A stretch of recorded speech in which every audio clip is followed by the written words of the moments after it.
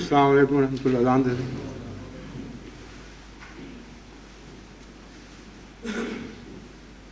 الله أكبر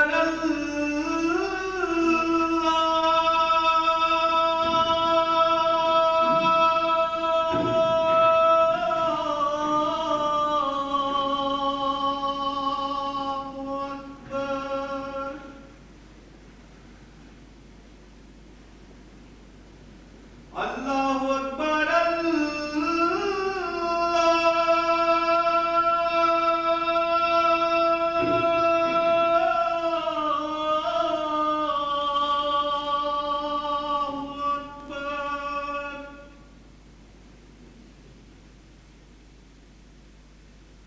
أشهد أن لا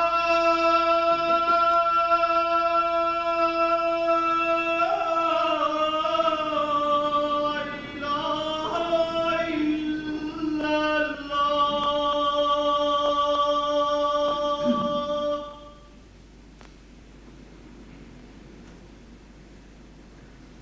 أشهد أن لا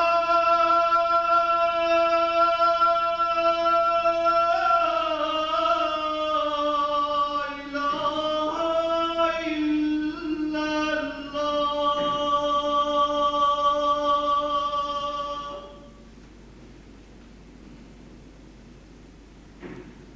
أشهد أن محمدًا رسول الله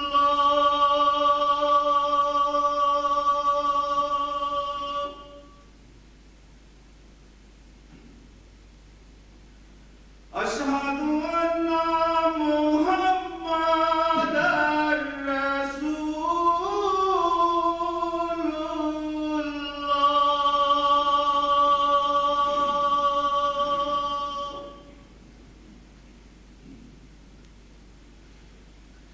حي على الصلاة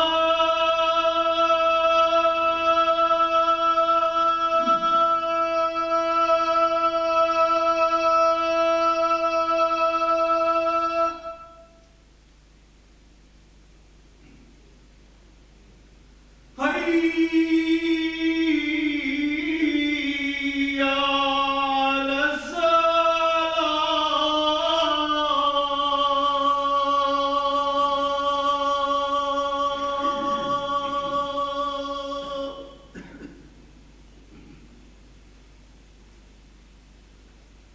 حي على الفلاح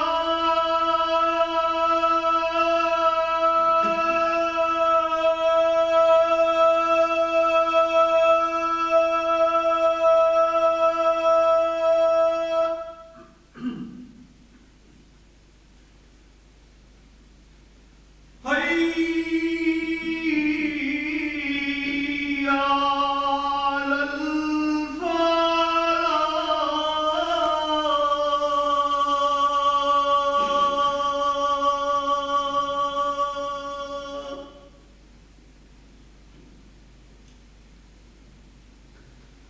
الله أكبر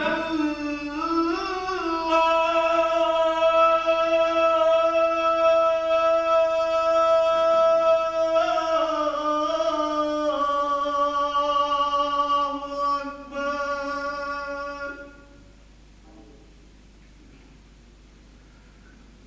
لا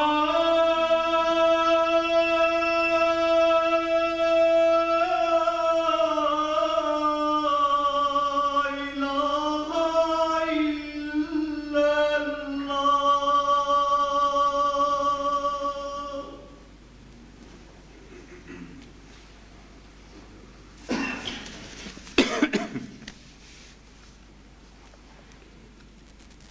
أشهد أن لا إله إلا الله وحده لا شريك له وأشهد أن محمدًا عبده ورسوله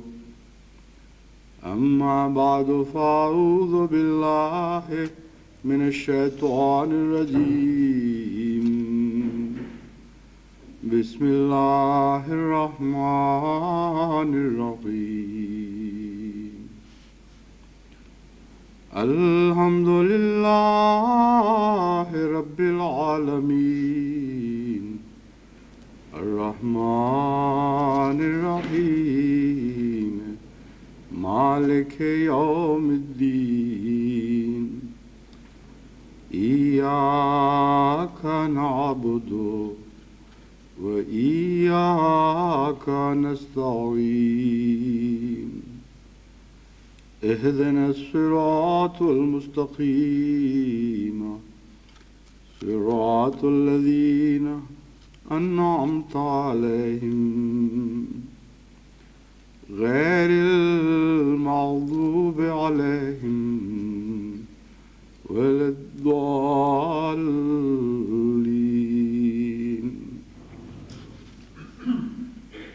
قل إن كنتم تحبون الله فاتبعوني يحببكم الله ويغفر لكم ذنوبكم والله غفور رحیم۔ گزشتہ خطبے میں نے یہ بیان کیا تھا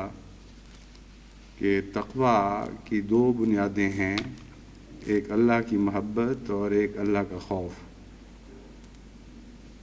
اور تقویٰ جہاں سے بھی شروع ہو بالآخر اس کی جڑ دوسرے مقام میں بھی گڑ جاتی ہے۔ آغاز اس کا محبت الہی سے ہو تو خوف الہی کا پیدا ہونا ایک لازمی اور طبی نتیجہ ہے، اور آغاز خوف سے ہو تو رفتہ رفتہ خوف محبت میں تبدیل ہونے لگتا ہے۔ لیکن وہ جنہیں اعلیٰ درجے کا تقویٰ نصیب ہوتا ہے ان کا آغاز بھی محبت ہی سے ہوتا ہے، اور مسلسل ان کی زندگی میں محبت کا پہلو غالب رہتا ہے۔ حضرت اقدس محمد مصطفیٰ صلی اللہ علیہ وآلہ وسلم تمام بنی نوع انسان میں جو پیدا ہوئے یا کبھی پیدا ہوں گے تقویٰ کے لحاظ سے سب سے بڑھ کر تھے، سب سے بڑھ کر رہیں گے، اور اس حیثیت سے حضرت صلی اللہ علیہ وآلہ وسلم کی پیروی کرنے کا جو خلاصتاً گر ہمیں بتایا گیا ہے وہ محبت کا طریق ہی ہے، جس کے متعلق قرآن کریم فرماتا ہے کہ حضرت محمد مصطفیٰ صلی اللہ علیہ وآلہ وسلم کی پیروی کرنا چاہتے ہو تو اللہ کی محبت کے سوا یہ پیروی ممکن نہیں، یا بصورت دیگر اللہ سے محبت کرنا چاہتے ہو تو محمد مصطفیٰ صلی اللہ علیہ وآلہ وسلم کی پیروی کے سوا یہ محبت ممکن نہیں۔ چنانچہ میں نے جو آیت آپ کے سامنے تلاوت کی ہے قُلْ إِن كُنتُمْ تُحِبُّونَ اللَّهَ فَاتَّبِعُونِي يُحْبِبْكُمُ اللَّهُ، اس کے اوپر میں گزشتہ درس میں بھی کچھ روشنی ڈال چکا ہوں۔ اس سے پہلے چند سال قبل ایک خطبے کا موضوع بھی یہی آیت تھی، مگر آج مختصراً اس کا یہ پہلو آپ کے سامنے رکھنا چاہتا ہوں کہ اس کا ایک مطلب جو بالعموم سامنے آتا ہے وہ تو یہ ہے کہ اگر تم اللہ سے محبت کرتے ہو، اس دعوے میں سچے ہو، تو محمد مصطفیٰ صلی اللہ علیہ وآلہ وسلم کی پیروی کرو اور اپنے دعوے کو سچا کر دکھاؤ۔ اگر تم پیروی کرنے کی طاقت رکھتے ہو تو پھر تم دعوے میں سچے ہو، اور جو بھی اللہ سے محبت کے دعوے میں سچا ہوتا ہے خدا اس سے محبت کرنے لگتا ہے۔ یحببکم اللہ، اس پیروی کے بعد تمہاری محبت سچی ثابت ہوگی اور اس کے بعد خدا تم سے محبت کرے گا۔ دوسرا پہلو اس کا یہ ہے جو عموماً نظر سے مخفی رہتا ہے کہ ان کنتم تحبون اللہ فاتبعونی، کہ محمد مصطفیٰ صلی اللہ علیہ وآلہ وسلم کی پیروی اگر خدا کی محبت کی بنا پر نہ ہو تو بہت ہی مشکل کام ہے۔ اس لیے اے وہ لوگوں جو محمد مصطفیٰ صلی اللہ علیہ وآلہ وسلم کی پیروی کرنا چاہتے ہو، اگر خدا سے محبت ہے تو پھر یہ پیروی کرو، کیونکہ محمد مصطفیٰ صلی اللہ علیہ وآلہ وسلم نے تو اللہ کی اطاعت محبت کے ذریعے سیکھی تھی، اور آپ کی زندگی کے ہر شعبے، ہر لمحے پر خدا کی محبت غالب تھی۔ اس لیے وہ جو محبت سے ناآشنا ہیں، جو اس کوچے کے واقف نہیں، ان کے لیے سنت محمد مصطفیٰ صلی اللہ علیہ وآلہ وسلم کی پیروی بہت ہی بھاری ہو جائے گی۔ اور امر واقعہ یہ ہے کہ سنت کے جتنے بھی مراحل ہیں وہ محبت کے ذریعے ہی آسان ہوتے ہیں اور محبت ہی کے ذریعے قطع ہوتے ہیں، لیکن غالب پہلو اللہ کی محبت ہے۔ محمد مصطفیٰ صلی اللہ علیہ وآلہ وسلم کی محبت بعد میں پیدا ہوتی ہے، اور سنت کا یہ طریق ہمیں سکھا دیا گیا کہ اگر تم نے سنت کو اولیت دے دی اور اس کے نتیجے میں خدا کی محبت ڈھونڈتے ہو تو تمہیں حقیقت میں اول اور آخر کا فرق معلوم نہیں ہے، تمہیں ترجیحات معلوم نہیں ہیں۔ حضرت صلی اللہ علیہ وآلہ وسلم کی پیروی کی بنیاد اللہ کی محبت سے شروع ہوگی، پیروی کا آغاز اللہ کی محبت سے شروع ہوگا، اور یہ پیروی تمہیں محمد مصطفیٰ صلی اللہ علیہ وآلہ وسلم کے عشق میں بھی مبتلا کر دے گی۔ جس کا یہ مذہب ہے وہی سچا مذہب ہے، وہی ہمیشہ زندہ رہنے والا مذہب ہے، اور اس میں کوئی رخنہ نہیں۔ لیکن وہ لوگ جو اس حکمت کو نہیں سمجھتے، قرآن کریم کی اس آیت کا پیغام نہیں سمجھتے،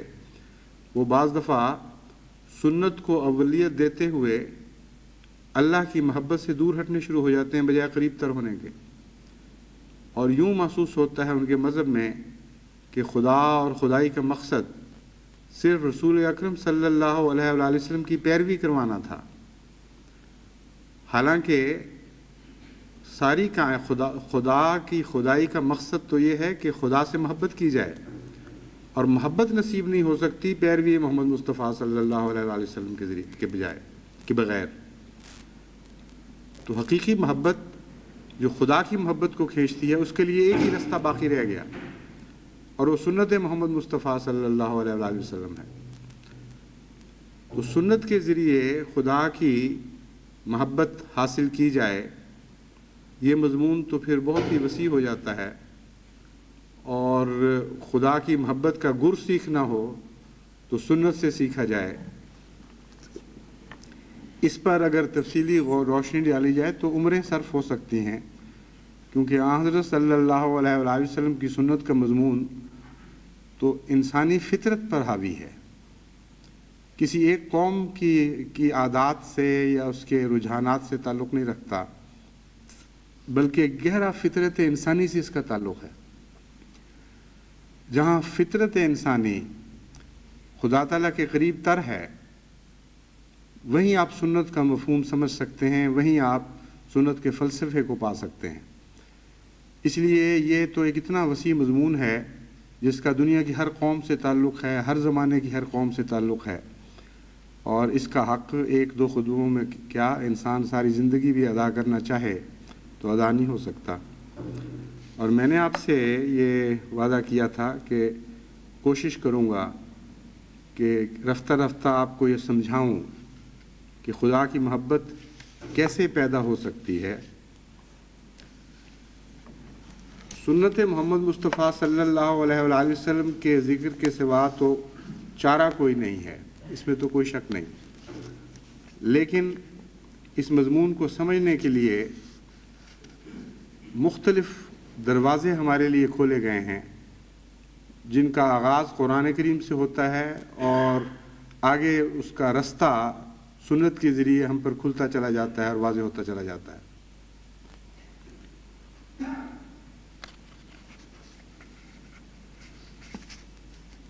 حضرت صلی اللہ علیہ وآلہ وسلم نے جو اللہ تعالیٰ کی محبت کے ہمیں راز بتائے اور وہ طریق سمجھایا کہ کس طرح خدا سے محبت پیدا ہوتی ہے، ان رازوں میں سے ایک یہ ہے کہ خدا تعالیٰ نے خود حضرت صلی اللہ علیہ وآلہ وسلم کو اپنے متعلق کچھ ایسی باتیں کہیں اور اس پیار کے انداز میں کہیں کہ ان کا ذکر جب حضرت صلی اللہ علیہ وآلہ وسلم کی زبان سے انسان سنتا ہے تو محبت پیدا کرنے کے لیے کسی دلیل کی ضرورت نہیں رہتی، اس ذکر کے ساتھ ساتھ دل میں محبت پیدا ہونی شروع ہو جاتی ہے۔ اس لیے سنت کا ایک جو یہ پہلو ہے کہ حدیث قدسی سے اس مضمون کو شروع کیا جائے، میرے نزدیک یہ سب سے زیادہ مؤثر طریق ہے۔ قرآن کریم کے ذکر کے بعد آپ حدیث قدسی کی تلاش کریں، حدیث قدسی کے بعد حضرت صلی اللہ علیہ وآلہ وسلم کی روزمرہ کی زندگی میں اس حدیث کو جاری ہوتا دیکھیں تو اس کے نتیجے میں خدا تعالیٰ کے پیار کا پانا ایک کوشش کے نتیجے میں نہیں، اس کی وجہ سے خدا کے پیار کو پانا ایک کوشش کے نتیجے میں نہیں ہوگا، بلکہ خود رو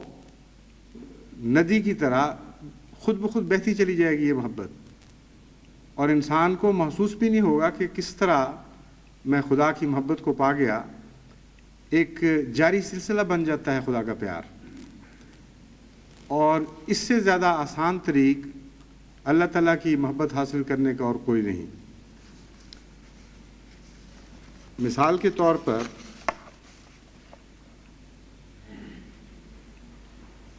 قرآن کریم کی وہ آیات جن کی میں نے پہلے تلاوت کی تھی گزشتہ خطبے میں، ان میں ایک آیت یہ تھی فَلَا تَعْلَمُ نَفْسٌ مَا أُخْفِيَ لَهُم مِّن قُرَّةِ أَعْيُنٍ جَزَاءً بِمَا كَانُوا يَعْمَلُونَ، کہ کوئی نفس نہیں جانتا کہ خدا کی خاطر رات کو اٹھنے والوں اور بستروں سے الگ ہونے والوں کے لیے اللہ تعالیٰ نے کیسی کیسی آنکھ کی ٹھنڈکیں پوشیدہ رکھی ہوئی ہیں، چھپا کے رکھی ہوئی ہیں۔ یہ آیت ہی خود ایک حیرت انگیز محبت کا مضمون ہے جس کی کوئی مثال دنیا کے عشقیہ کلام میں آپ کو دکھائی نہیں دے سکتی۔ وہ لوگ جو راتوں کو خدا کے لیے اٹھتے ہیں تتجافا جنوبہم عن المضاجع یدعون ربہم خوفا و طمعا، بے اختیار خدا کو خوف اور طمع سے پکارتے ہیں، ومما رزقناہم ینفقون، اور جو کچھ خدا نے انہیں دیا ہے خدا کے نام پر اس کے پیار کو جیتنے کے لیے خرچ کرتے ہیں۔ فلا تعلم نفس ما اخفی لہم، کوئی جان یہ معلوم نہیں کر سکتی، کسی نفس کو یہ توفیق نہیں ہے کہ اندازہ کر سکے کہ ان کے لیے خدا نے کیا کیا آنکھوں کی لذتیں اور دل کی چاہت کے سامان پیدا فرمائے ہیں۔ جزاء بما کانوا یعملون، یہ جزا ہے ان باتوں کی جو وہ کیا کرتے تھے۔ حضرت صلی اللہ علیہ وآلہ وسلم نے اس مضمون کو کہ خدا کی خاطر اپنے سارے اعمال کو ڈھالا جائے، کوئی اجر ایسا سامنے نہ ہو جو جسے ہم جنت کہتے ہیں، کوئی اجر ایسا نہ ہو جس کو ہم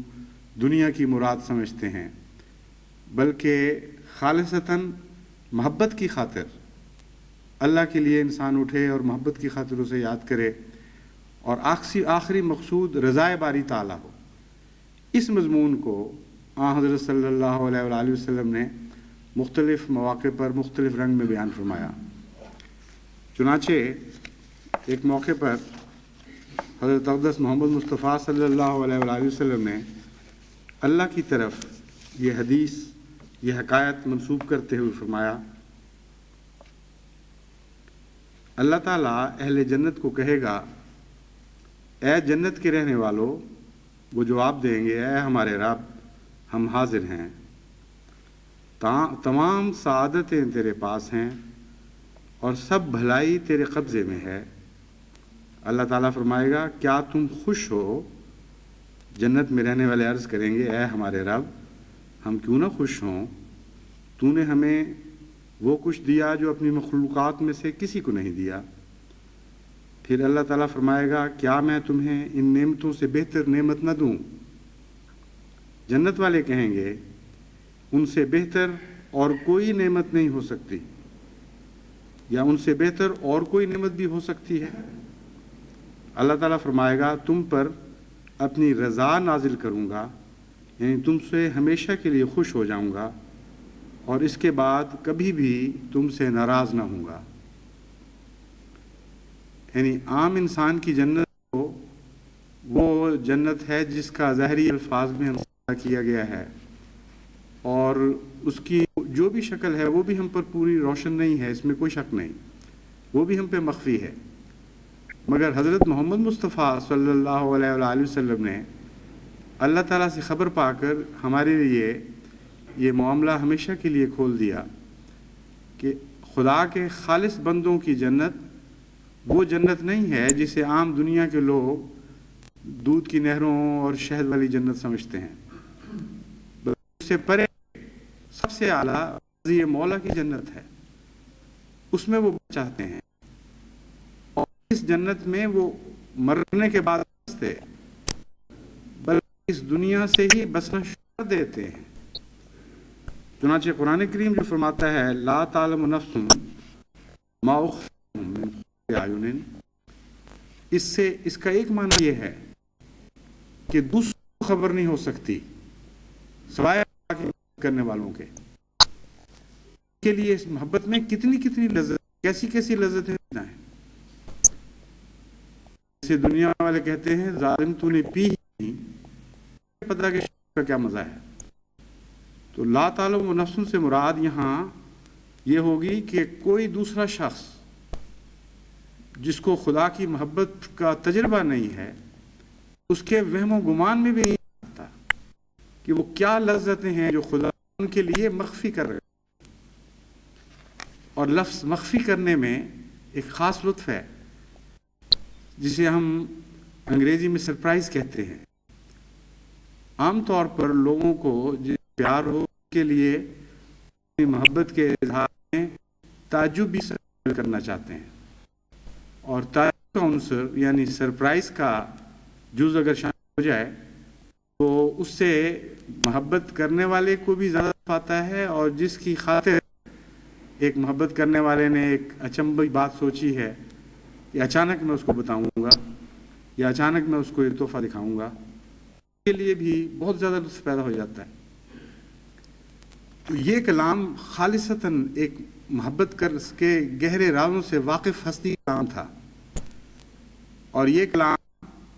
ایک ایسی نازل ہو رہا تھا محبت کے معاملے میں سب سے زیادہ آشنا تھی۔ چنانچہ آن حضرت صلی اللہ علیہ وآلہ وسلم نے اس مخفی پیار کے ہر پہلو کو پایا، اور ایک صاحب تجربہ کے طور پر آپ کی زندگی میں یہ تمام لمحات، یہ تمام واقعات، یہ تمام تعجب انگیز پیار کے اظہار اس طرح جاری ہو گئے کہ آپ کی زندگی کا ایک جزء لا جنت بن گئے تھے۔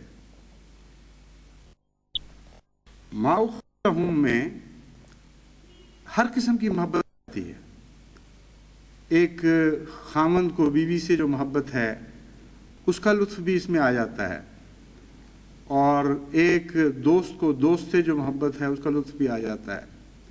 ایک ماں کو ایک بچے سے جو پیار ہے اس کا لطف بھی آ جاتا ہے، کیونکہ اخفی لہم کا پہلو انسان کی محبت کے ہر پہلو پر حاوی ہے۔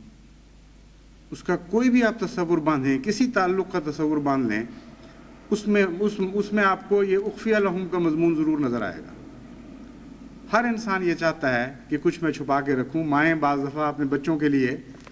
چیزیں چھپا کے رکھ لیتی ہیں، اور بظاہر یہ اس طرح اپنا رویہ رکھتی ہیں کہ گویا کچھ نہیں کھانے کے لیے، پھر وہ اچانک جو نکال کے دکھاتی ہیں کہ دیکھو یہ ہے تمہارے لیے، تو بچے نہال ہو جاتے ہیں، الٹ کے ماں پہ گرتے ہیں کہ تو نے حد کر دیا، آج تو کمال ہو گیا، ہماری مرضی کی چیز تو نے چھپا کے رکھی ہوئی تھی۔ دوستوں کے لیے سرپرائز دیتے ہیں۔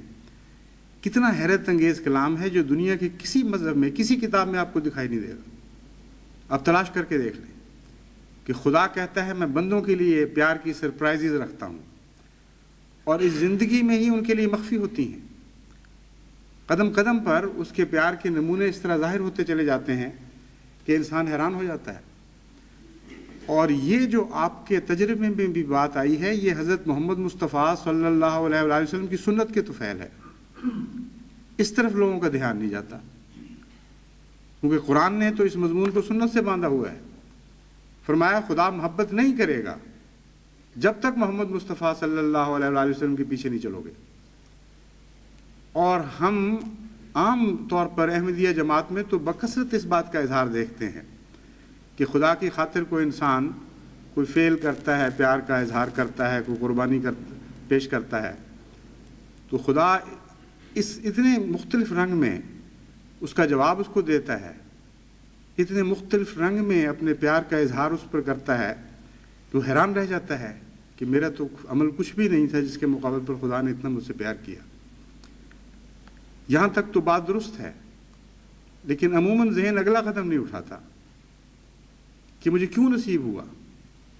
اس لیے کہ یہ طریق میں نے حضرت صلی اللہ علیہ وآلہ وسلم کی پیروی سے سیکھا تھا، اس لیے کہ حضرت صلی اللہ علیہ وآلہ وسلم کی پیروی نے میری ساری زندگی کے اوپر ایک نقش کیا ہوا ہے۔ اگر وہ نقش نہ ہو تو میں خدا کی محبت کا جلوہ اس حصے میں نہیں پا سکتا، اور جہاں جہاں وہ نقش نہیں ہوگا وہاں وہاں میری زندگی ویران ہوگی، اس میں کوئی حسن نہیں ہوگا۔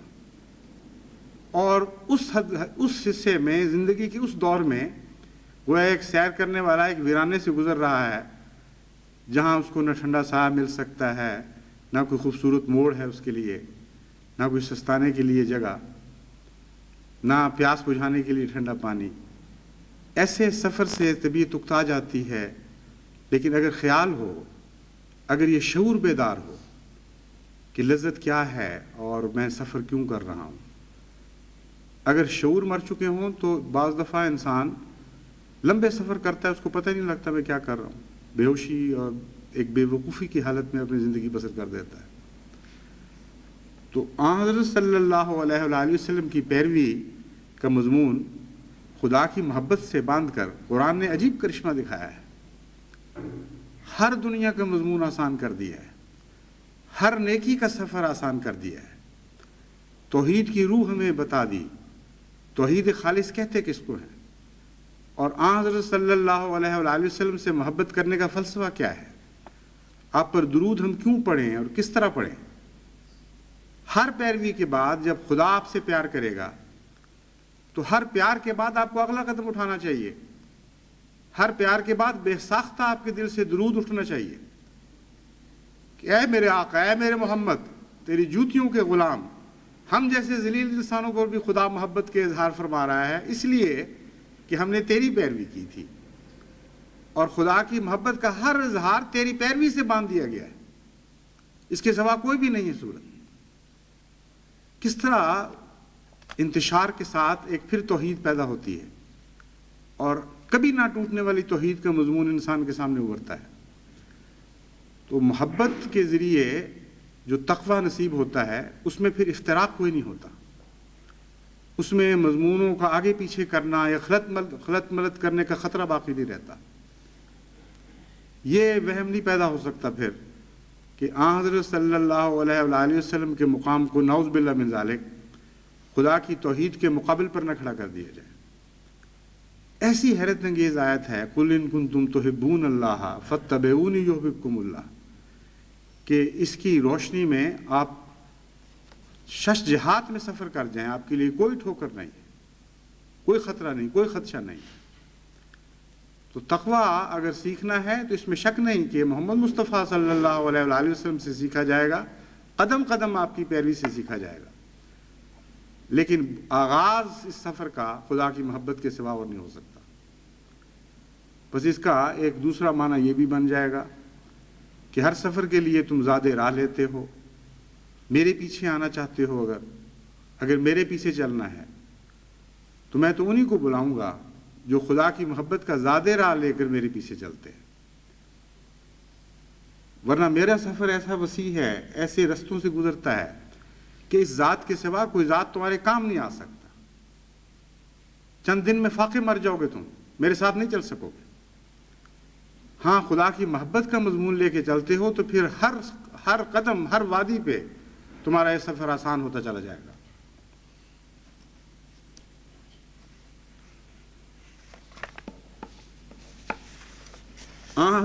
حضرت اقدس محمد مصطفیٰ صلی اللہ علیہ وآلہ وسلم کی پیروی اور خدا کی محبت کے نتیجے میں آپ کی پیروی، یہ مضمون ایک تاریخ بن چکا تھا، اور اس تاریخ کو حضرت مسیح موعود علیہ الصلوۃ والسلام نے دوبارہ زندہ کر کے دکھایا۔ ایک ایسے دور میں جو دہریت کا دور ہے، جو مادہ پرستی کا دور ہے، جب کئی قسم کے توہمات دل میں پیدا ہوتے ہیں کہ خدا جانے یہ 1400 سال پہلے کی باتیں تھیں بھی کہ نہیں تھیں، روایتوں میں غلطی تو نہیں تھی، ان سارے شکوک کو حضرت رسول اکرم صلی اللہ علیہ وآلہ وسلم کے کامل غلام نے اس دور میں اپنی عملی زندگی کا نمونہ پیش کر کے ہمیشہ کے لیے دور کر دیا۔ اور وہی خدا جو آن حضرت صلی اللہ علیہ وآلہ وسلم پر ظاہر ہوا تھا، آپ کی سنت کی برکت سے حضرت مسیح موعود علیہ السلام پر بھی ظاہر ہوا، اور وہی ادائیں تھیں، وہی پیار کی باتیں، وہی مضمون، اس میں کوئی فرق نہیں۔ حضرت مسیح موعود علیہ السلام فرماتے ہیں، خدا نے مجھے مخاطب کر کے فرمایا کہ تقویٰ ایک ایسا درخت ہے جس کو دل میں لگانا چاہیے۔ کیسی حیرت انگیز بات ہے، مگر کتنے پیار کی بات ہے، اور کوئی شخص جسے تجربہ نہ ہو وہ ایسی بات کر نہیں سکتا۔ جس نے خدا کو عقلی دلیلوں سے سیکھا ہو یا خدا کا تصور عقلی دلیلوں کے ذریعے باندھا ہو، اس کے منہ سے فقرہ جاری ہو ہی نہیں سکتا۔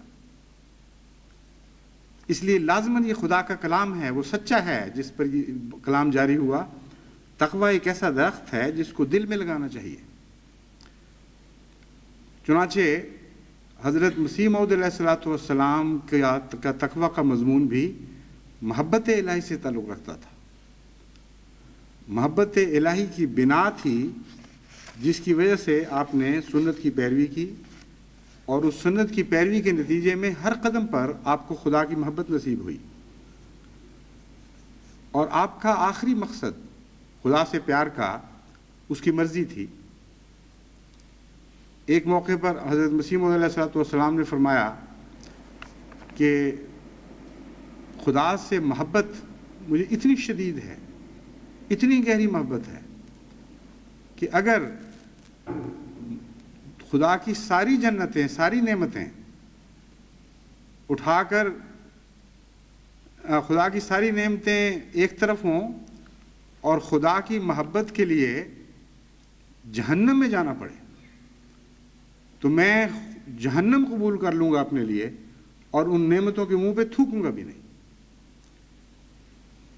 یہ کلام ایک ایسے شخص کی زبان سے جاری ہو سکتا ہے جو خدا کی رضا کی نعمتیں چکھ رہا ہو روزمرہ، وہ آئندہ کا منتظر نہ ہو، وہ ان چیزوں میں سے گزر رہا ہو۔ جو لذتوں سے آشنا نہیں ہے اس کے منہ سے تو یہ فقرہ جاری ہو ہی نہیں سکتا۔ اسی لیے حضرت مسیح موعود علیہ السلام نے اپنے کلام میں بھی، جس میں سے چند شعر میں نے پہلے بھی پیش کیے تھے، وہ آج پھر ایک حصہ ان کا پیش کرتا ہوں، اس بات کو خوب کھول کر بیان فرمایا ہے۔ کہتے ہیں، خدا سے وہی لوگ کرتے ہیں پیار جو سب کچھ ہی کرتے ہیں اس پر نثار، اسی فکر میں رہتے ہیں روز و شب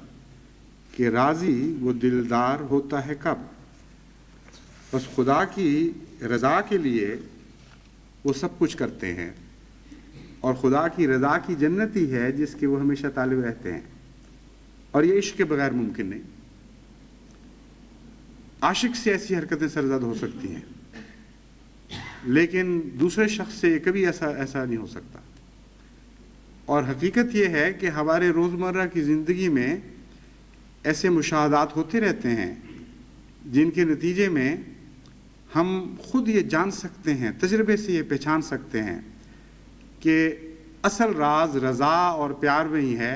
نعمتوں میں نہیں ہے۔ چنانچہ آپ میں سے بہتوں کو یہ تجربہ ہوگا، کسی کے لیے کوئی بچے کے لیے مثلاً ماں باپ میں سے کوئی باہر سے آتا ہے، تحفہ لے کے آتا ہے۔ بعض بچے ایسے ہوتے ہیں، خواہ اپنے ہوں یا کسی کے، ان کی زیادہ نظر تحفے پر ہوتی ہے، اور بعض بچے ایسے ہوتے ہیں جو تحفے کو ایک طرف پھینک دیتے ہیں پہلے، جب تک اپنے پیار کا چسکا پورا نہ کر لیں، گلے سے چمٹ نہ جائیں، گودی میں کچھ دیر نہ چڑھ بیٹھیں، اس وقت تک وہ تحفہ ان کے لیے ایک ثانوی حیثیت رکھتا ہے۔ تحفہ دینے والا جتنا ایسے بچے کی قدر کر سکتا ہے، اس کا 10واں حصہ بھی دوسرے بچے کی قدر اس کے دل میں پیدا نہیں ہو سکتی۔ جس کا تعلق تحفے کی وساطت سے ہوتا ہے اور ہمیشہ تحفے کی وساطت سے رہتا ہے۔ خدا کی نعمتیں ایک تحفہ ہیں، اور ان نعمتوں پر آپ جتنا غور کریں آپ کو خدا سے پیار ہوتا چلا جائے گا۔ مگر عارف باللہ جانتے ہیں، اور انہوں نے ہمیں یہ مضمون سکھایا کہ یہ تحفے منزلیں ہیں، رستے ہیں، آخری منزل نہیں، یا رستے کی عارضی منازل ہیں، وقفے ہیں۔ ان کے ذریعے آگے بڑھنے کی تمنا پیدا ہونی چاہیے، لیکن مقصود بالذات نہیں ہے، ٹھہر رہنے کی جگہ نہیں ہے۔ اس لیے وہ لوگ جو خدا تعالیٰ کی محبت میں آگے سفر کرتے ہیں، کچھ عرصے کے بعد گو ان کی خدا کی نعمتوں کے ذریعے ہی خدا سے پیار پیدا ہوتا ہے، مگر نعمتیں بے معنی اور بے حقیقت دکھائی دینے لگتی ہیں اس پیار کے مقابل پر، اور پھر وہ ساری نعمتیں خدا کے پیار کی خاطر لٹا دینے کو دل چاہنے لگ جاتا ہے۔ یہ وہ مضمون ہے جس کو قرآن کریم نے اس آیت میں کھول کر بیان فرمایا، وَمِنَ النَّاسِ مَن يَشْرِي نَفْسَهُ ابْتِغَاءَ مَرْضَاتِ اللَّهِ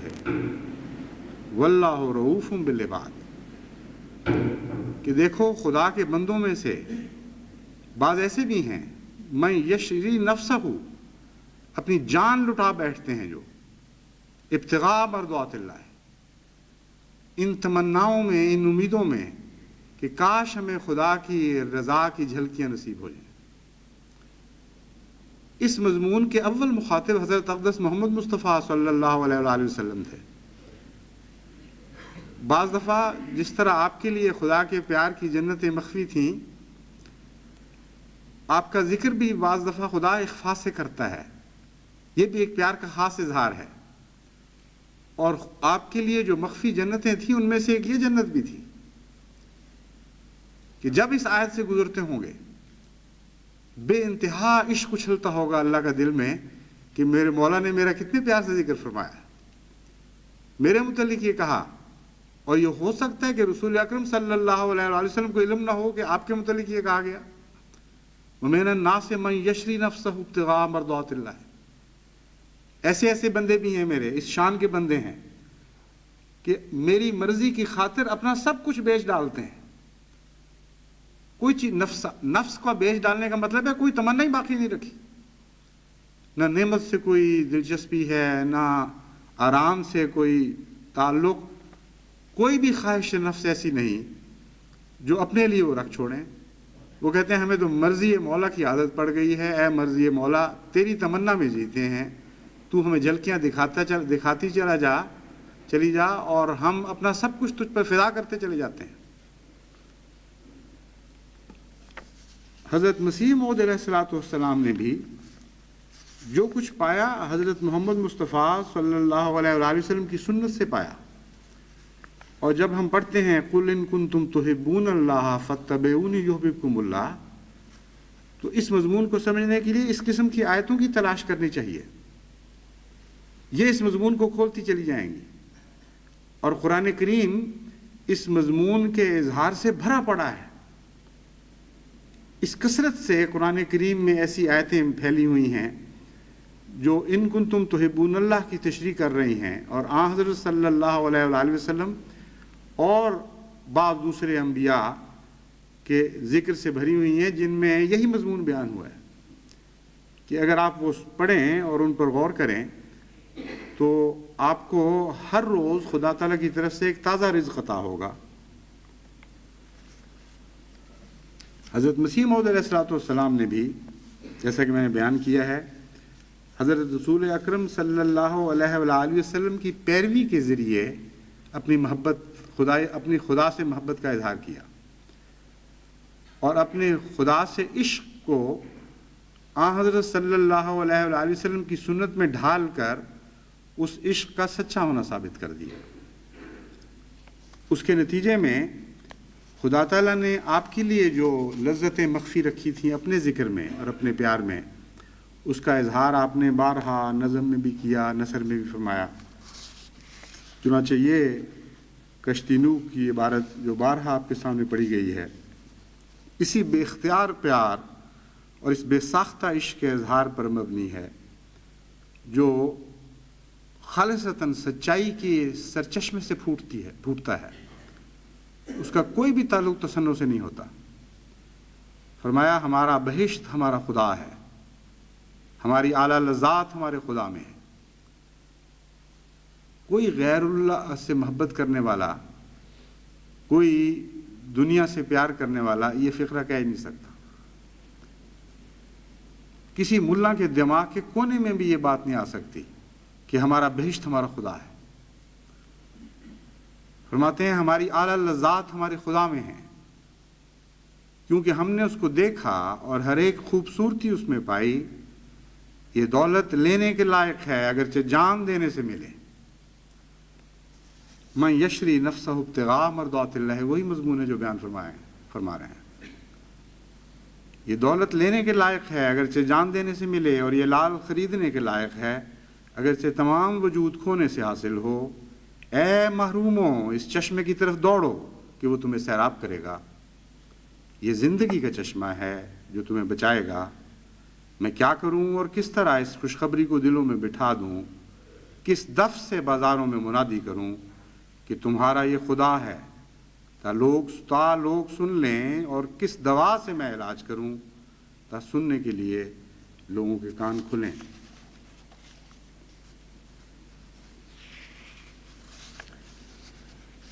یہ جتنی بھی منازل ہیں اللہ کی محبت اور اس محبت کا اظہار سنت کے ذریعے، یہ بھی خدا کی عطا کردہ توفیق کے سوا انسان طے نہیں کر سکتا. اور یہ مضمون بھی ہمیں حضرت محمد مصطفیٰ صلی اللہ علیہ وآلہ وسلم نے ہی سمجھایا.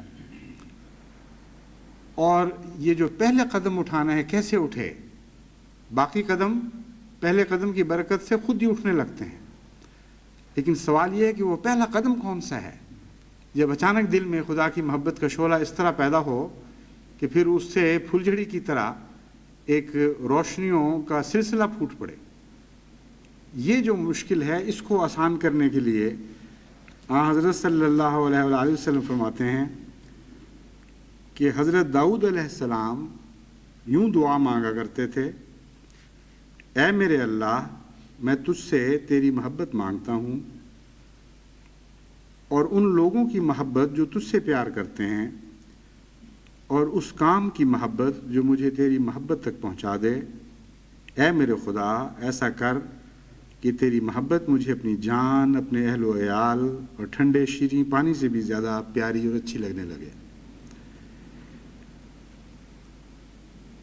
یہ دعا جہاں تک ممکن ہے ہر احمدی بڑے چھوٹے کو یاد کرنی چاہیے. مجھے یاد ہے قادیان میں ایک دفعہ حضرت مسلم موعود رضی اللہ تعالیٰ عنہ نے یہ دعا یاد کرنے کی تلقین بھی فرمائی اور پھر آہستہ آہستہ پڑھ کر دوستوں کو سنائی تاکہ یاد کر لیں، اور بعد میں پھر باقاعدہ جماعت کی طرف سے مختلف قطعات کی شکل میں چھپا کر ہر جگہ دکانوں گھروں پر آویزہ ہونے لگی. تو یہ چونکہ بہت ہی اہم اور بنیادی دعا ہے، اس لیے ساری دنیا میں جماعت کو یہ کوشش کرنی چاہیے اپنے انتظام کے تابع کہ یہ دعا سب کو یاد کروا دی جائے. اللہم انی اسألک حبک و حب من احبک والعمل الذی یبلغنی حبک. اللہم اجعل حبک احب الی من نفسی و اہلی و من مائل بارد. ترجمہ اس کا میں پہلے سنا چکا ہوں. بعض جگہ نسبتاً چھوٹی ہے یہ بعض روایتوں میں یہ دعا، لیکن یہ تفصیلی دعا یہاں ترمذی میں کتاب الدعوات میں درج ہے.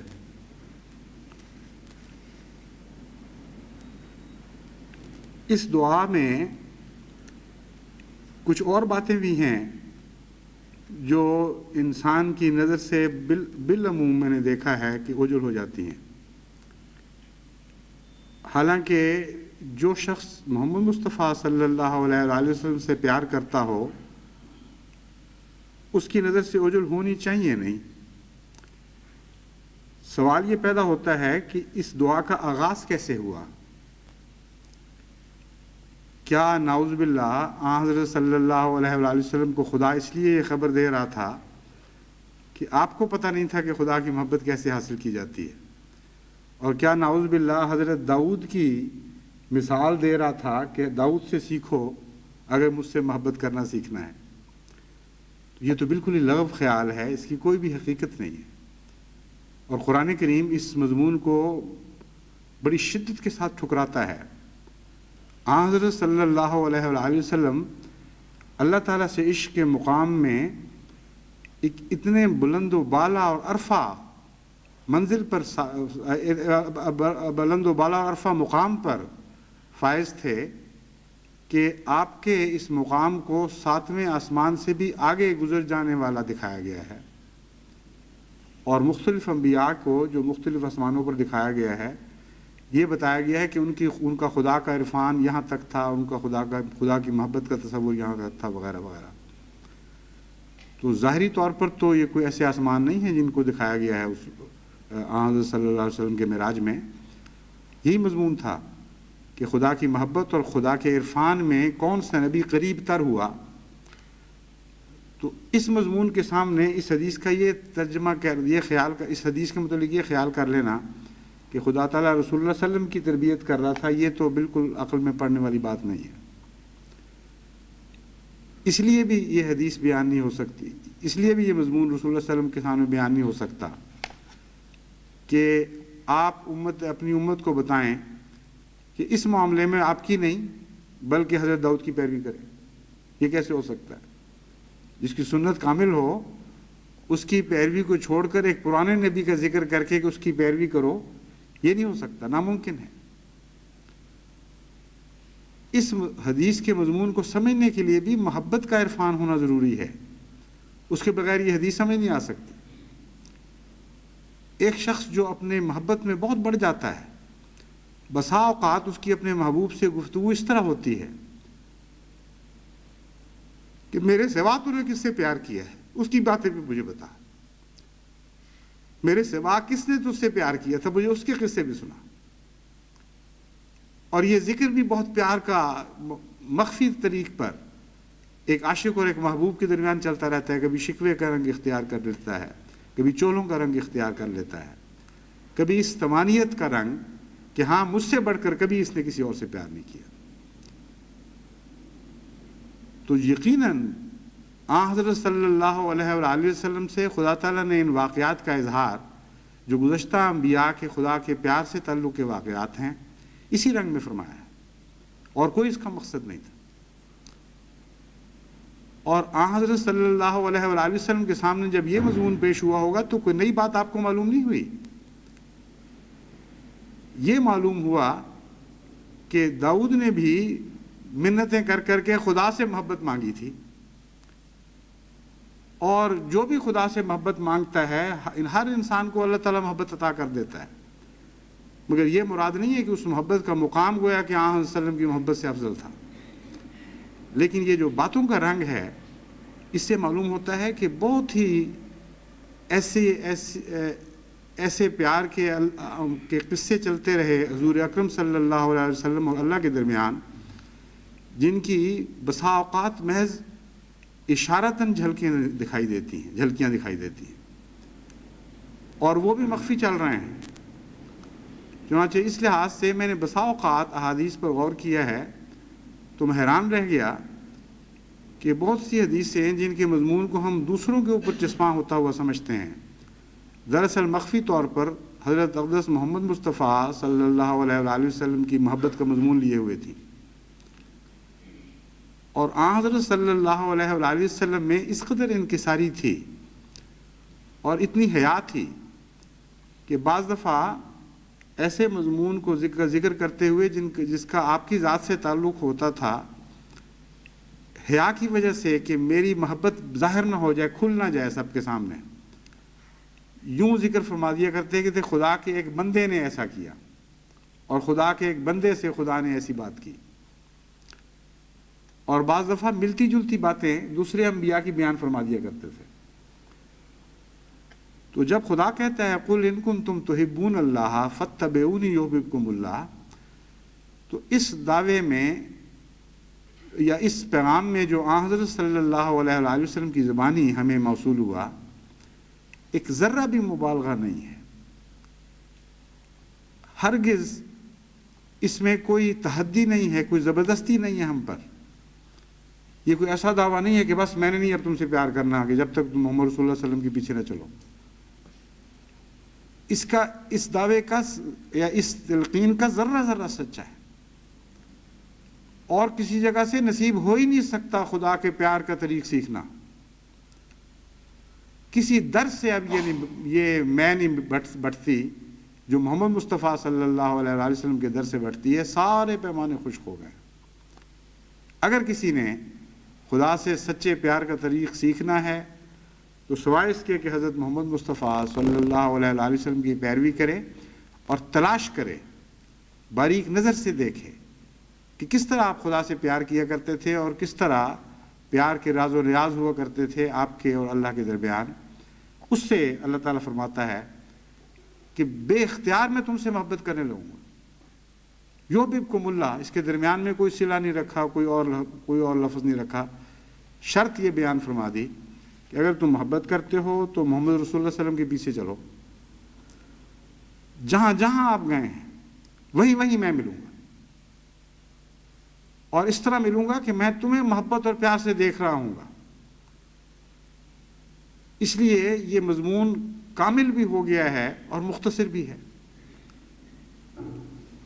بہت وسیع بھی ہے اور بہت مختصر اور آسان بھی.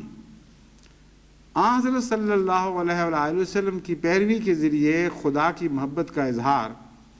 انسان کرنا شروع کر دے اور آپ سے محبت کرنے کے طریقے سیکھ لے، تو جو دل میں خدا تعالیٰ کے ساتھ ایک رشتہ قائم ہوتا ہے اس کا نام تقویٰ ہے. اور تقویٰ ایک ایسا مضمون ہے جو اپنی ذات میں آپ کی زندگی کے ہر شعبے پر حاوی ہوگا اور ہر شعبے میں ایک تبدیلی پیدا کر کے دکھائے گا. تقویٰ کے بغیر سیرت میں تبدیلی ممکن نہیں، اور محمد مصطفیٰ صلی اللہ علیہ وآلہ وسلم کی پیروی جو خدا کی محبت پر مبنی ہو، اس کے بغیر تقویٰ نصیب نہیں ہو سکتا. اس بات کو میں پھر دہراتا ہوں، وہ پیروی جو خدا کی محبت پر مبنی نہ ہو اس کے بغیر تقویٰ نصیب نہیں ہو سکتا. ورنہ لاکھوں کروڑوں ایسے آپ کو ملیں گے جو آنکھیں بند کر کے بظاہر پیروی کر رہے ہیں، مولود شریف منا رہے ہیں اور بہت سی حرکتیں کر رہے ہیں، لیکن چونکہ اس سفر کا آغاز اللہ کی محبت سے نہیں کرتے، اس لیے وہ پیروی خالی جاتی ہے، اس کے کوئی معنی نہیں رہتے. تو اللہ تعالیٰ کی محبت کے نتیجے میں خدا حضرت صلی اللہ علیہ وآلہ وسلم کی پیروی کریں، اس سے آپ کے دل میں ایک تقویٰ پیدا ہوگا، اس سے آپ کی زندگی میں مستقل حیرت انگیز تبدیلیاں پیدا ہونی شروع ہوں گی.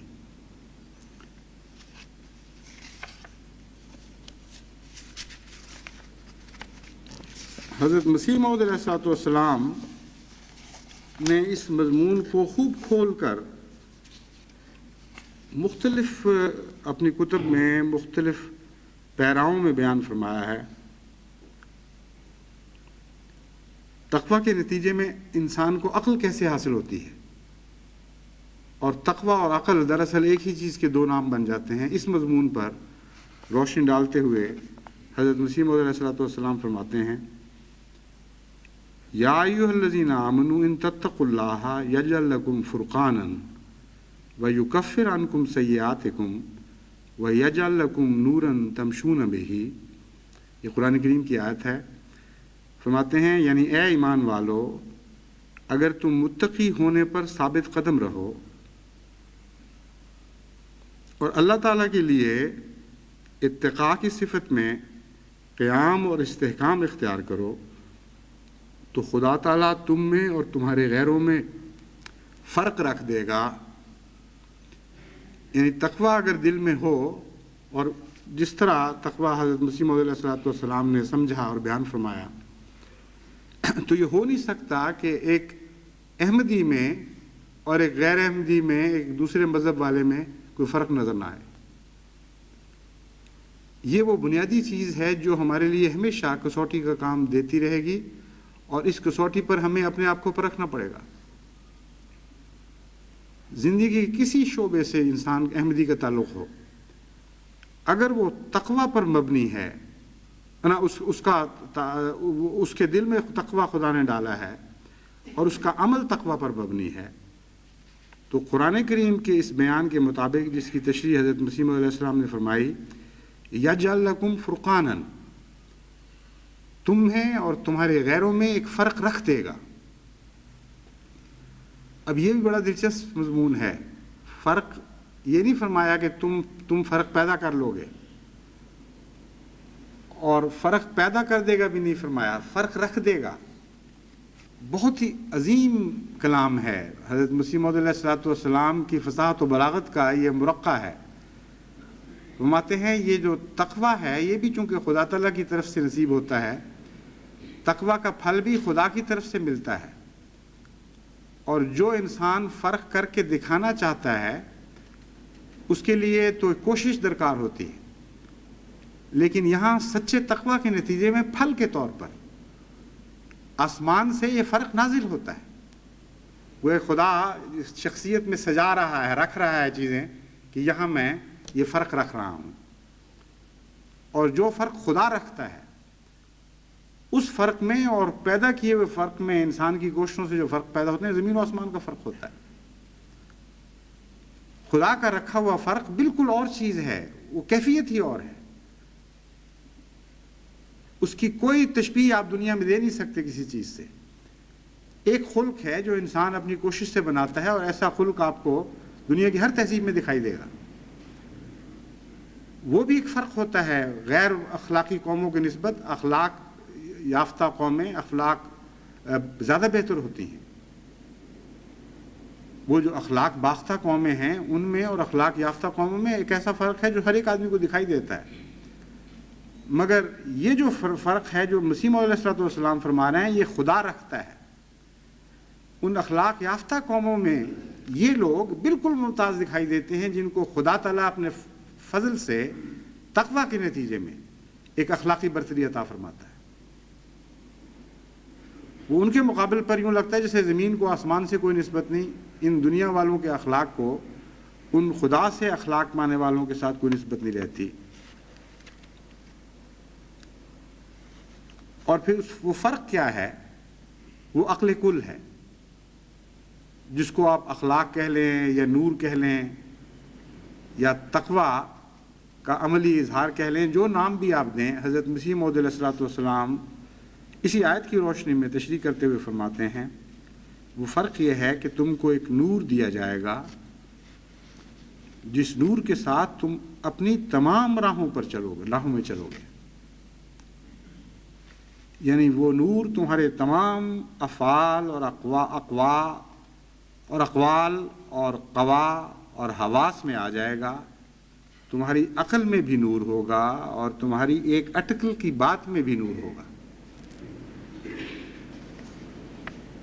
یہ جو بات ہے، اٹکل کی بات میں بھی ایک نور ہوگا، یہ بھی ہر صاحب فہم جانتا ہے کہ یہ بات صاحب تجربہ کے بغیر کوئی بیان نہیں کر سکتا۔ بسا اوقات آپ صحابہ کی روایات میں یہ بات پڑھتے ہیں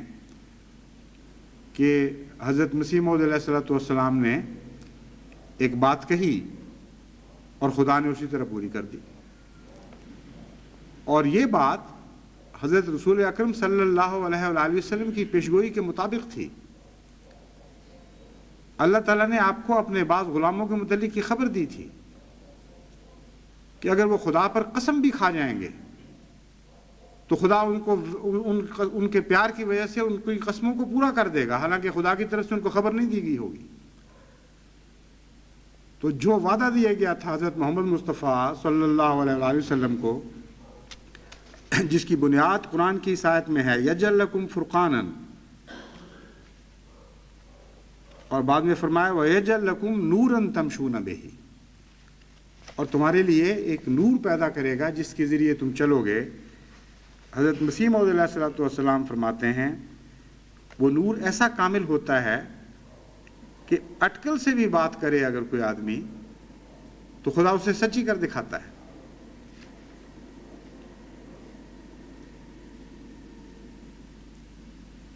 فرماتے ہیں تمہاری آنکھوں میں بھی نور ہوگا، اور تمہارے کانوں اور تمہاری زبانوں اور تمہارے بیانوں اور تمہاری ہر ایک حرکت اور سکون میں نور ہوگا۔ اب یہ وہ نور ہے جس کا دنیاوی کوشش سے کمائے ہوئے اخلاق کے ساتھ کوئی تعلق نہیں ہے۔ دنیا جس نور کو سمجھتی ہے اس کا تو آنکھوں سے تعلق ہے یا بصیرت سے تعلق ہے، لیکن کانوں میں نور کیسے ہو سکتا ہے؟ دنیا کے تصور میں تو یہ بات آ ہی نہیں سکتی۔ حرکت میں کیسے نور ہو سکتا ہے؟ سکون میں کیسے نور ہو سکتا ہے؟ اور زبانوں اور بیانوں میں کیسے نور ہو سکتا ہے؟ لیکن صاحب تجربہ جانتا ہے کہ تقویٰ کے نتیجے میں جو اللہ تعالیٰ نور عطا فرماتا ہے وہ زندگی کے ہر شعبے پر حاوی ہو جاتا ہے، اس میں ایک چمک آتی ہے، اور دنیا بھی اس فرق کو دیکھنے لگتی ہے۔ یہ ایک ایسا فرق نہیں ہے جو انسان کے اندر ہی صرف محسوس ہوتا رہو، یہ فرق ہر جگہ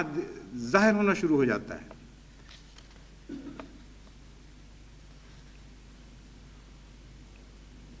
پھر فرماتے ہیں جن راہوں میں تم چلو گے وہ راہ نورانی ہو جائیں، وہ راہیں نورانی ہو جائیں گی، یعنی رستوں پر اپنا نور چھوڑتے چلے جاؤ گے۔ جس طرح ایک کیمیاوی روشنی سے منور ہونے والی چیز بسا اوقات جن جگہوں پر چلتی ہے اس کیمیاوی مادے کا کچھ نہ کچھ اثر پیچھے چھوڑتی چلی جاتی ہے، اور کچھ عرصے تک وہ رستہ چمکتا رہتا ہے۔ یہ مشاہدہ وہ جو جانتے ہیں اس قسم کی کیمیاؤں کو، جن کے اندر خدا نے چمکنے کا مادہ رکھا ہوا ہے، وہ کرتے بھی ہیں اور تماشے کے طور پر دکھا بھی سکتے ہیں۔ وہ لکیر جہاں جہاں سے وہ گزرے گی چیز، وہ پیچھے ایک لکیر چھوڑتی چلی جائے گی جو چمکتی رہتی ہے۔ تو حضرت مسیح موعود علیہ الصلوۃ والسلام فرماتے ہیں کہ خدا نے جو تقویٰ کے اندر نور رکھا ہے اس میں بھی یہ کیفیت ہے، جن راہوں سے یہ لوگ گزرتے ہیں ان راہوں کو چمکا دیتے ہیں۔ غرض جتنی تمہاری راہیں، تمہارے قوا کی راہیں، تمہارے حواس کی راہیں ہیں، وہ سب نور سے بھر جائیں گی اور تم سراپا نور میں ہی چلو گے۔ یعنی لطف کی بات یہ ہے، پھر ان راہوں کی تشریح فرمائی۔ یہ گلیاں ظاہر کی گلیاں مراد نہیں ہیں، کیونکہ جس نور کی بات ہو رہی ہے اس کا ان ظاہری گلیوں سے تعلق نہیں۔ فرمایا غرض جتنی راہیں تمہاری راہیں، تمہارے قوا کی راہیں، تمہارے حواس کی راہیں ہیں، وہ سب نور سے بھر جائیں گی اور تم سراپا نور میں ہی چلو گے۔ یہ مضمون تو بہت ہی وسیع اور بڑا دلچسپ ہے۔ میں نمونے کے طور پر ایک آدھ بات آپ کے سامنے رکھی ہے، مگر خلاصہ یہی ہے کہ محبت ہے تو آن صلی اللہ علیہ وسلم کی پیروی کرو اور ثابت کرو کہ تمہیں محبت ہے۔ محبت ہے تو آن حضرت صلی اللہ علیہ وآلہ وسلم کی پیروی اس محبت کو اتنا بڑھا دے گی اور اتنا چمکا دے گی کہ اس پیروی کے نتیجے میں خدا تم سے محبت کرنے لگے گا، اور پھر تمہارا دل یقین سے بھر جائے گا کہ تمہاری محبت سچی ہے، اور اس رستے پہ سفر کے دوران تمہیں نور نصیب ہوگا، تمہیں تقویٰ عطا ہوگا، تمہیں عقل کل معلوم ہوگی، تمہیں معلوم ہوگا کہ یہ عقل کل جس کا قصہ سنا کرتے تھے یہ ہے کیا، کس طرح ہر بات انسان کی درست ہو سکتی ہے اگر وہ اللہ تعالیٰ کی محبت سے روشنی حاصل کرے۔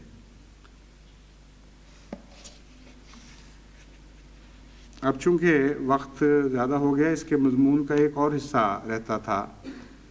جو میں انشاءاللہ آئندہ خطبے میں بیان کروں گا، کیونکہ جماعت کے سامنے اس مضمون پر غور کرتے ہوئے ایک پروگرام رکھنے کی طرف मेरा दिल माइल हुआ, मैं समझता हूँ अल्लाह ताला की तरफ से तसर्रुफ़ है। और वो इंशाअल्लाह आइंदा खुतबे में जब इस मज़मून को मैं कुछ और आगे बढ़ाऊँगा तो आपको बताऊँगा कि एक बहुत ही रोशन पे एक खुदा ताला ने रास्ता मेरे लिए खोला। और ये भी इस बात के सबूत के तौर पर कि अल्लाह ताला नूर अता फरमाता है और राहें रोशन करता है। और वो इंशाअल्लाह ऐसा रास्ता है जिसके नतीजे में आइंदा दूर दूर तक अल्लाह ताला आपके लिए आपकी औलादों की राहें भी रोशन करता चला जाएगा। और उम्मीद है इंशाअल्लाह आइंदा खुतबे में इस मज़मून को मैं खोल कर बयान करूँगा।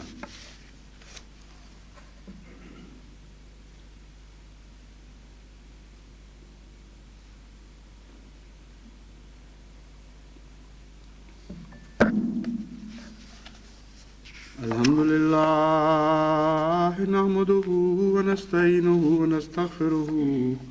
व नुमिनु बिही व नतवक्कलु अलैहि व नऊज़ु बिल्लाहि मिन शुरूरि अनफुसिना व मिन सय्यिआति अमालिना मन यहदिहिल्लाहु फला मुदिल्ल लहु व मन युद्लिल्हु फला हादिय लहु ونشهد أن لا إله إلا الله وحده لا شريك له ونشهد أن محمدا عبده ورسوله। आज जुमे के बाद कुछ जनाजे होंगे, जिनमें सबसे पहले तो एक सिरालियोन से एक अफसोसनाक खबर आई है कि हमारे वहाँ के एक बहुत ही पुराने और मुखलिस अहमदी जमात के फ़िदाई थे, अपापा या क्या लफ्ज़ है, अलहाज याहिया कमारा साहिब, वो वफ़ात पा गए हैं। तो उनके जनाजा गायब की दरख्वास्त की गई है। दूसरे हमारे एक मुबल्लिग़ हैं मॉरिशस के मुकर्रम रफ़ीक़ अहमद साहब जावेद, इनके भाई का जनाजा हमने पीछे पढ़ा था, अचानक हादसे में फौत हो गया था अमेरिका में। इनके वालिद साहब भी थोड़े अरसे के बाद ही वफ़ात पा गए। या तो सदमे का असर था या वैसे ही उम्र ज़्यादा होगी, मगर बहरहाल ये 2 सदमे इस ख़ानदान को ऊपर तले देखने पड़े। मोहम्मद लतीफ़ साहब सिंधी दारुस्सदर गरबी रब्वा में रहते थे,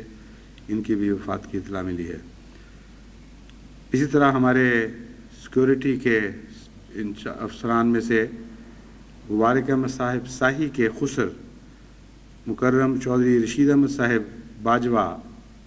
की वफ़ात की इत्तला आई है। इनकी भी नमाज जनाजा होगी।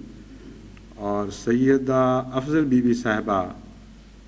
जो मुकर्रम Syed Mohammad Yahya Sahib assistant professor government science college Faisalabad की वालदा थीं, उनकी भी नमाज जनाजा होगी।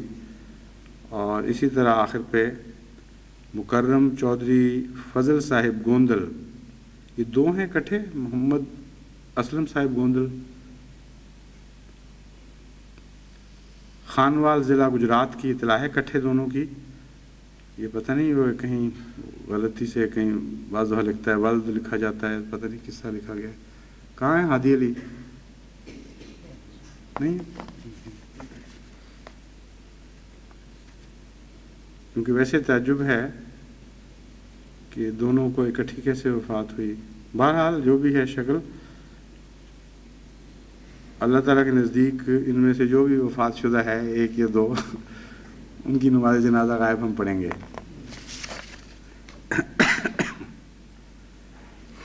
इबादल्लाह रहमकुमुल्लाह, इन्नल्लाह यामुरु बिल अदलि वल इहसानि व इताइ ज़िल क़ुर्बा व यन्हा अनिल फ़हशाइ वल मुनकरि वल बग़ी उज़्कुरुल्लाह यज़्कुरुकुम वदूहु यस्तजिब लकुम वलज़िक्रुल्लाहि अकबर।